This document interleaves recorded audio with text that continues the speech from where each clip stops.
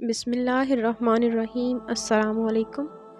انبیاء کے قصوں میں سے آج ہم بات کریں گے حضرت نوح علیہ السلام کے بارے میں۔ حضرت نوح علیہ السلام کا نام یشکر تھا، بعد میں نوح نام ہوا، اس واسطے کہ وہ اپنی قوم پر بہت نوحہ کیا کرتے تھے۔ حضرت نوح علیہ السلام اپنی قوم کے ساتھ 950 برس رہے اور اس مدت میں 40 مرد اور 40 عورتوں کے سوا کوئی اور ایمان نہ لایا۔ امر الہی سے حضرت نوح علیہ السلام ہر روز پہاڑ کی چوٹی پر چڑھ کر اللہ تعالیٰ کی طرف خلق اللہ کو دعوت الہی دیتے تھے اور پکار کر کہتے تھے کہ لا الہ الا اللہ وانا رسول اللہ، اور ان کی آواز خدا کے حکم سے مشرق و مغرب تک پہنچ جاتی۔ اس وقت کے مردود لوگ اس کلمہ کی آواز سن کر انگلیاں کانوں میں ڈال لیتے اور بعض ملعون کپڑوں سے اپنے منہ کو چھپا لیتے، اور بعض کافر یہ آواز سن کر بھاگ جاتے۔ جب کہ وہ ان مردودوں کو اللہ تعالیٰ کی طرف دعوت دیتے تو وہ کافر سب کے سب بے ادبی سے حضرت نوح علیہ السلام پر ہاتھ چلاتے اور مارتے مارتے بے ہوش کر دیتے۔ جب وہ ہوش میں آتے تو پھر پکار کر بولتے، اے لوگو، تم کہو وہ خدا وحدہ لا شریک ہے اور نوح اس کے برحق رسول ہے۔ اور ایک روز کا ذکر ہے کہ حضرت نوح علیہ السلام کے گلے میں کافروں نے رسی ڈال کر کھینچا، تو اس کے صدمے اور تکلیف سے حضرت نوح علیہ السلام 3 روز 3 راتیں شدید بے قرار رہے، پھر بھی دعوت الہی میں برابر لگے رہے اور کسی قسم کی کوئی کوتاہی نہیں کی، اور اللہ تعالیٰ کے واسطے تکلیفیں اٹھا کر خلق اللہ کو دعوت دیتے۔ پھر بھی لوگ انہیں دیوانہ کہتے۔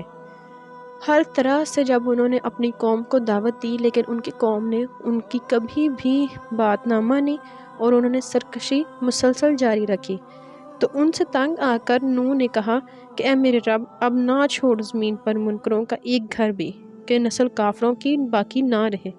تب جبریل علیہ السلام تشریف لائے اور فرمایا، اے نوح، اس درخت سے تو ایک کشتی بنا۔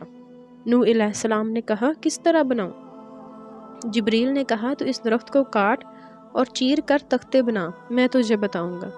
نوح نے اس درخت کو کاٹا اور چیر کر تختے بنائے۔ حضرت نوح علیہ السلام نے بموجب تعلیم حضرت جبریل علیہ السلام کے 2 گری سیکھ کر اس درخت کے تختے بنائے۔ پہلے تختے پر نام آدم کا، دوسرے تختے پر نام شیس علیہ السلام کا، تیسرے تختے پر ادریس علیہ السلام کا، اور چوتھے تختے پر نام نوح علیہ السلام کا، 5ویں تختے پر موسیٰ علیہ السلام کا، 6 تختے پر نام صالح علیہ السلام کا، 7ویں پر ابراہیم کا، اور اسی طرح 1,24,000 تختے 1,24,000 پیغمبروں کے نام کے نکالے۔ ہر تختہ پر ایک ایک پیغمبر کا نام لکھا تھا، اور آخری تختے پر حضرت محمد صلی اللہ علیہ وآلہ وسلم کا نام لکھا تھا۔ جب لوگ حضرت نوح علیہ السلام کو کشتی بناتا دیکھتے تو انہیں دیکھ کر ہنستے اور افسوس کرتے، لیکن پھر بھی حضرت نوح علیہ السلام نے کشتی بنانا جاری رکھی۔ آخر میں 4 تختے کم ہو گئے۔ حضرت نوح علیہ السلام نے حضرت جبریل علیہ السلام سے کہا تو انہوں نے کہا کہ حضرت محمد صلی اللہ علیہ وآلہ وسلم خاتم الانبیاء ہیں، 4 تختے ان کے 4 دوستوں کے نام سے بنا لو۔ اول حضرت ابوبکر صدیق، دوسرے حضرت عمر بن الخطاب، تیسرے حضرت عثمان غنی، اور چوتھے حضرت علی رضوان اللہ علیہ اجمعین۔ تو پھر 4 تختے دریائے نیل کے ایک درخت سے منگوا کر بنائے گئے جس پر 4 دوستوں کے نام لکھے گئے۔ تو جس کو حضرت محمد صلی اللہ علیہ وآلہ وسلم سے محبت ہو اور اس کے دل میں 4 یار کی محبت بھی ہونی لازم ہے۔ اس کے بعد حضرت نوح علیہ السلام نے وہ 4 تختے بھی کشتی میں لگائے اور کشتی تیار ہو گئی۔ پھر حضرت نوح علیہ السلام کو طوفان کی علامت یہ بتائی گئی کہ تمہارے گھر کے تنور سے گرم پانی ابلے گا۔ تب ایک روز ان کی بیوی روٹی پکاتی تھی، تنور سے گرم پانی ابل پڑا، تو ان کی بیوی نے ان کو خبر کی۔ اس کے بعد حضرت نوح علیہ السلام نے، جیسا کہ سب بتایا گیا تھا، کہ ہر جانور کا ایک ایک جوڑا کشتی میں رکھا جائے، تو حضرت جبریل علیہ السلام نے فرمایا کہ جلدی سے ہر جانور کا ایک ایک جوڑا کشتی میں رکھ لو۔ تو حضرت نوح نے کہا کہ کوئی جانور مشرق میں ہے تو کوئی مغرب میں ان سب کو اکٹھا کیسے کر سکتا ہوں؟ بس خدا کے حکم سے جس کی نسل رہنی مقدر تھی، اس جانور کو کشتی میں رکھ لیا، اور گھر والوں میں سے جس پر بات پڑ چکی، یعنی بیٹا اور اس کی ماں ڈوبی، اور صرف 3 بیٹے جن کی اولاد ساری خلقت ہے، اور تنور بھی حضرت نوح علیہ السلام کے گھر تھا جو حقیقت میں طوفان کا نشانہ بنا رکھا تھا۔ تو جب سب لوگ کشتی میں سوار ہو گئے، لیکن ان کا بیٹا کنعان غرور کے مارے جدا ہو کر پہاڑ پر چڑھ گیا اور کہا کہ میں کبھی بھی آپ کی کشتی میں سوار نہیں ہوں گا۔ تو اس کو حضرت نوح علیہ السلام نے کہا کہ آج کوئی نہیں بچے گا صرف اللہ سوائے اللہ تعالیٰ کے حکم سے، تو سب عذاب الہی سے غرق ہو جائیں گے۔ پھر ہم نے آسمان کے دروازے کھول دیے، پانی کے ریلے بہا دیے، زمین سے چشمے پھر مل گئے۔ تو اس کے بعد حضرت نوح علیہ السلام کا بیٹا جو پہاڑ پر جا پہنچا تھا، اس کو ایک بڑی سی لہر آئی اور اس کو اپنے ساتھ بہا کر لے گئی اور اس کو بھی پانی میں غرق کر دیا۔ 40 دن برابر آسمان سے پانی برستا رہا اور اسی طرح 40 روز تک پانی زمین سے ہر وقت ابلتا رہا۔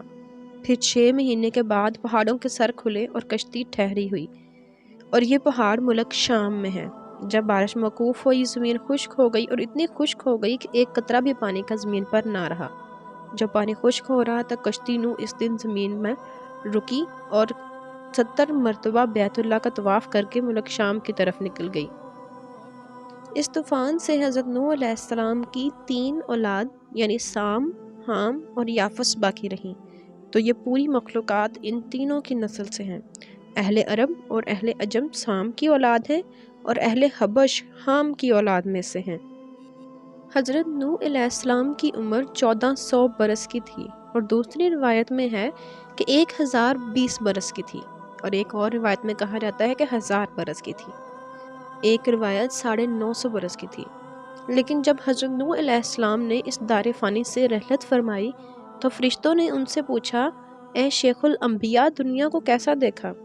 حضرت نوح علیہ السلام نے فرمایا، مجھے تو ایسا معلوم ہوا ایک دروازے سے گھس کر دوسرے دروازے سے نکل آیا ہوں۔ حضرت نوح علیہ السلام نے اپنی تمام حیات میں صرف اللہ تعالیٰ کے بندوں کو اللہ کی طرف لانے اور اس کی طرف متوجہ کرنے میں گزار دی۔ انہوں نے اپنی پوری کوشش کی کہ لوگ زیادہ سے زیادہ اسلام میں داخل ہو سکیں، لیکن ان کی اتنی کوششوں کے باوجود بھی مختصر سے لوگ صرف اسلام میں داخل ہوئے، اور بہت سارے لوگوں نے ان کا بات نہ مانی اور نافرمانی کر کے اپنے لیے راہ ہدایت چننے سے انکاری رہے۔